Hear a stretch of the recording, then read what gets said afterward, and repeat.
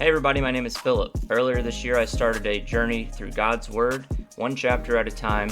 I wanted to see if I could pull out some real life lessons that we can use in our lives today.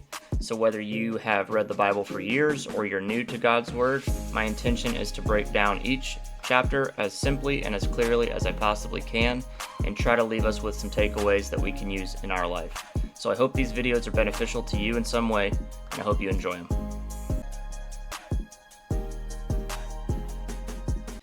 Welcome back. We are in 2 Kings. Hold on. Take two. We are in 2 Kings chapter 16 today, and we are continuing the journey of, guess what? Another king. It's almost like the book of Kings is about nothing but kings. Crazy! Anyhow, we're in chapter 16 today. In chapter 16, we're back in the southern kingdom of Judah. King Jotham has passed away. His son Ahaz came to the throne when he was 20 years old. I feel like at the beginning of every king's story, it's a question of, did they do what was evil in the sight of the Lord, or did they walk in righteousness with the Lord as their guide? Do you have any guesses? Ahaz? Any guesses? Unlike his ancestor David, Ahaz did not walk in righteousness. In fact, it says in verse number 2, Ahaz was 20 years old when he became the king. He reigned in Jerusalem for 16 years. He did not do what was pleasing in the sight of the Lord his God, as his ancestor David had done. I was really rooting for you, Ahaz. You let me down. No big deal. But as we continue on through here in verse 3, it says, Instead he followed the example of the kings of Israel, even sacrificing his own son in the fire. In this way, he followed the detestable practices of the pagan nations the Lord had driven from the land ahead of the Israelites. So Ahaz, he's worshiping on high places, hills, and under every green tree, offering sacrifices and incense, and he's ignoring the temple of God that had been consecrated in Jerusalem. Alright, so the kingdoms of Syria and Israel come together in an alliance against Judah.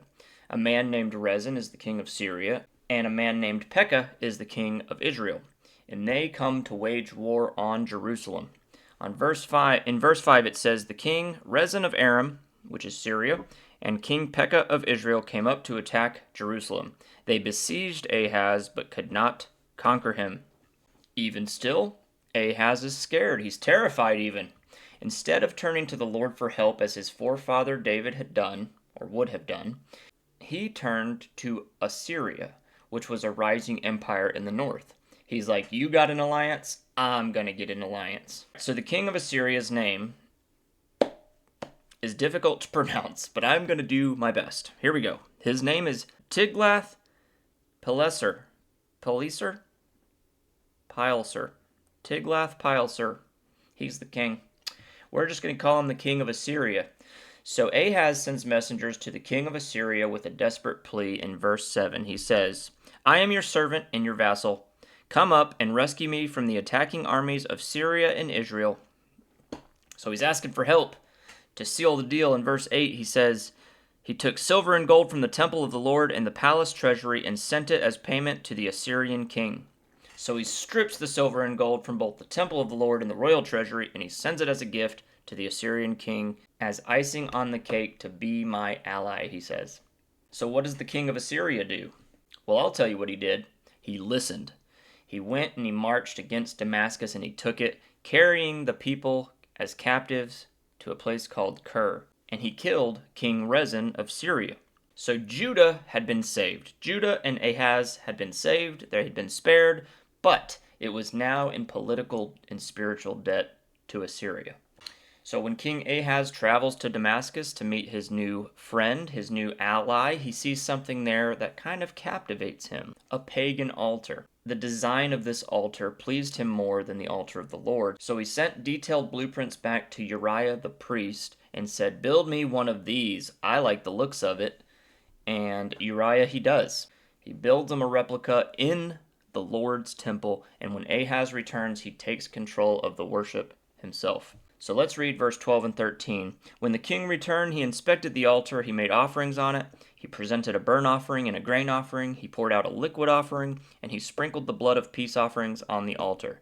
So he's using this pagan altar in the Lord's temple to offer sacrifices. Then he moves the bronze altar of the Lord. So the once holy altar, once central to the worship, had now become just a side piece, neglected and repurposed. Unfortunately, King Ahaz doesn't stop there. He dismantles parts of the temple itself, removing sacred items, rearranging what God had ordained. All of this to impress himself or appease the king of Assyria. It says in verse 18, in deference to the king of Assyria, he also removed the canopy that had been constructed inside the palace for use on the Sabbath day, as well as the king's outer entrance to the temple of the Lord. So King Ahaz, his legacy is one of compromise, idolatry, defilement of the Lord's temple. When King Ahaz dies, he's buried in the city of David, but not in honor. In the very last verse of this chapter, we see that his son Hezekiah would become the next king after his death. What kind of king will Hezekiah be? To be determined, as we will be there in a few days, in a couple of days, sometime soon. All right. So I think the lesson out of 2 Kings 16 today for us is that we live in a world full of altars. When I think of worship, oftentimes I think of being in a church setting, praising God, lifting my hands, putting myself at the foot of the cross in reverence of the Lord. But see, worship is more than that. Worship is where we spend our time, where we spend our money, where we spend our energy. And I think if we're all honest with ourselves, we are all choosing to worship something, whether it's godly or not godly. And the question is, are we worshiping altars of success, of our image, of pleasure, of convenience? Every day we're building an altar with the choices that we make. The question is, whose altar are we building? Chapter 16 tells the story of Ahaz, who was a man who had a throne, he had the temple, he had the truth, but he traded it all away for counterfeit altars. See, Ahaz was a king in David's line. He was ruling in Jerusalem.